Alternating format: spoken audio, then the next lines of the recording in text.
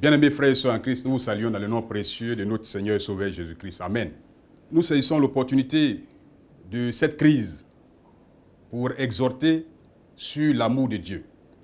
Et pour ce faire, nous allons fonder notre exhortation sur Jean chapitre 3, le verset 16, qui dit ceci.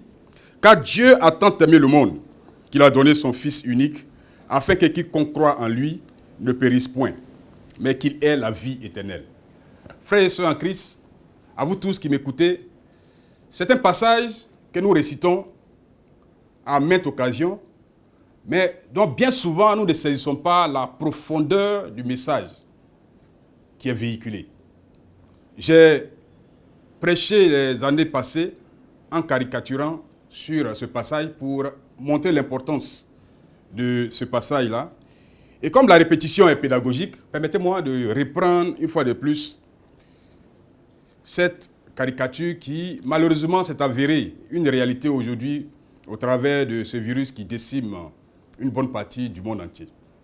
Il s'agissait d'un homme qui, revenant du boulot, voulait se former donc à capter son poste radio de sa voiture. Et le présentateur disait qu'il y avait un virus qui était apparu quelque part dans le monde entier et qui faisait des ravages. Ce monsieur a continué son chemin et est arrivé chez lui à la maison, s'est débarbouillé, a pris son repas et s'est affaissé dans son divan pour, une fois de plus, écouter les informations, cette fois-ci à la télévision. Le présentateur disait que ce virus-là prenait de l'ampleur dans le monde entier, les contagions se faisaient par milliers. Il s'est exclamé, c'est quoi encore? C'est ainsi qu'il a éteint sa télévision et il est allé se coucher. Le lendemain, voulant prendre les informations du monde, il s'est rendu compte qu'il y avait même des pays qui avaient commencé à décréter la quarantaine pour éviter que la contamination puisse atteindre leur pays. Les États-Unis ont décrété la quarantaine, la France et l'Union européenne ont commencé à décréter la quarantaine de leur pays. Bien entendu, les pays africains aussi ont suivi le rythme. Malheureusement, pour tous ces pays qui décrétaient leur quarantaine, le virus était déjà entré dans le pays. Et chaque pays a commencé à faire les décomptes des personnes contaminées, des personnes qui succombaient, c'est-à-dire qui mouraient à cause de ces virus. Je vous le dis, c'est une histoire que j'ai racontée il y a 2, 3, 4 ans de cela, mais qui aujourd'hui est passée de la fiction à la réalité. Et donc l'OMS, qui est l'Organisation mondiale de la santé, s'est saisie de cette situation, comme c'est le cas actuellement, où l'OMS est passée de l'épidémie à la pandémie. L'OMS s'est saisie de cette situation et a demandé à ce que tout le monde entier fasse un dépistage. Parce que selon les experts, les scientifiques du monde, le remède pouvait se fabriquer qu'avec du sang non contaminé. Le monsieur dont je vous parlais tantôt avait son épouse et leur fils unique. Le monde entier donc est passé dans les laboratoires de dépistage. Même ce monsieur et son épouse sont passés et se sont vus contaminés. Mais là où il y avait cette lueur d'espoir, l'enfant de ce couple, dans le monde entier, seul cet enfant-là avait été diagnostiqué non contaminé. Alors, les médecins ont approché ce dernier, le père de famille, et lui ont demandé, est-ce qu'il permet qu'on prélève le sang de leur enfant pour en fabriquer l'antidote? Bien évidemment, le monsieur a dit, mais il n'y a pas de problème, c'est pour prendre quelques millilitres, de sang, allez-y. Le médecin l'a bien regardé et lui a demandé, monsieur, est-ce que vous jaugez l'ampleur du sacrifice que vous allez accomplir? Le monsieur lui a dit, comment ça? Et le médecin de lui dit que pour fabriquer l'antidote du monde entier, il faut donc vider le sang de cet enfant. En d'autres termes, il faut sacrifier cet enfant. Le monsieur était abasourdi, triste, a consulté son épouse et ils se sont dit, mais à quoi bon? Si tout le monde entier doit périr et que ce fils-là doit rester, qu'adviendra-t-il? Et dans les larmes, ils ont donné l'autorisation aux médecins de pouvoir faire ce qu'il faut faire. Bien aimé, c'est ainsi que l'enfant a été sacrifié et son sang a été utilisé pour fabriquer l'antidote. Cet enfant s'appelle Jésus-Christ de Nazareth. C'est lui qui a versé son sang pour le rachat du monde entier. Et ce virus, contrairement à ce que nous pouvons penser aujourd'hui, n'est pas le coronavirus. Le virus qui a décimé le monde et qui continue de décimer le monde s'appelle le péché. C'est le péché qui est le véritable virus de ce monde.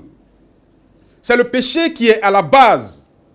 C'est le péché qui pousse l'homme à utiliser l'évolution de la science, telle que la biologie, la biochimie, la biologie moléculaire, les manipulations génétiques, les croisements, les séquençages d'ADN et d'ARN pour synthétiser des microbes virulents. Et à cause de la cupidité de l'homme, parce que comme ils le disent toujours, la fin justifie les moyens. L'argent, toujours l'argent, et rien que l'argent. À cause de la cupidité de l'homme, l'homme va aller jusqu'à tester des micro-organismes sur son semblable, étant donné que derrière, c'est le business. Regardez un peu ce que l'image que le monde offre. Les scientifiques disent que la chloroquine soigne, d'autres disent que la chloroquine ne soigne pas. Et on vous dit, essayez la chloroquine lorsque le malade est en phase terminale. Bien aimé, pour le peu que j'essaie en microbiologie, lorsqu'on veut tester l'efficacité d'un médicament, on n'a qu'à faire des antibiogrammes. L'antibiogramme nous permet de dire et de conclure de manière banale si le médicament est efficace sur le germe ou si ce n'est pas efficace.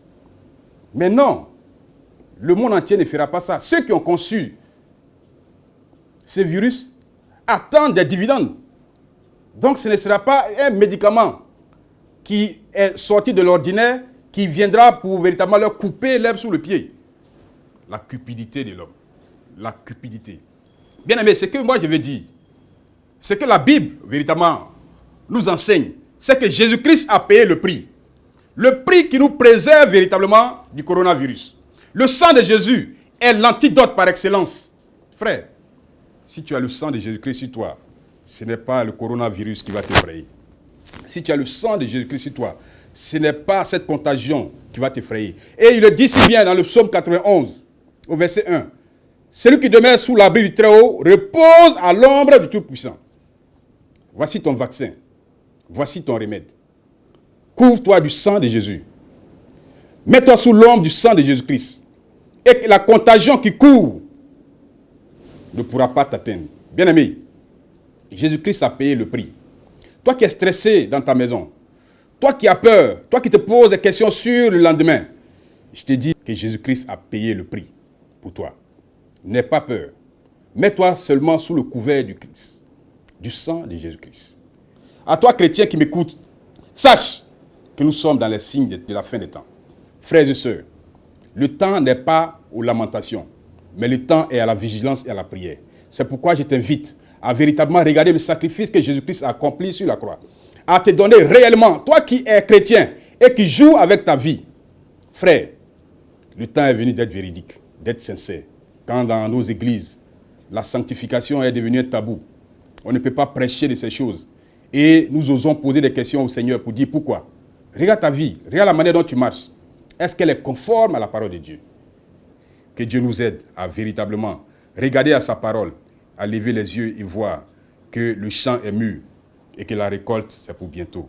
À lui seul soit la gloire au siècle des siècles. Amen. Nous prions le Seigneur. Mon âme bénit ton nom, Seigneur Jésus-Christ. De ce que, Père, tu te saisis de n'importe quelle occasion pour, éternel Dieu, révéler, Seigneur, ta parole.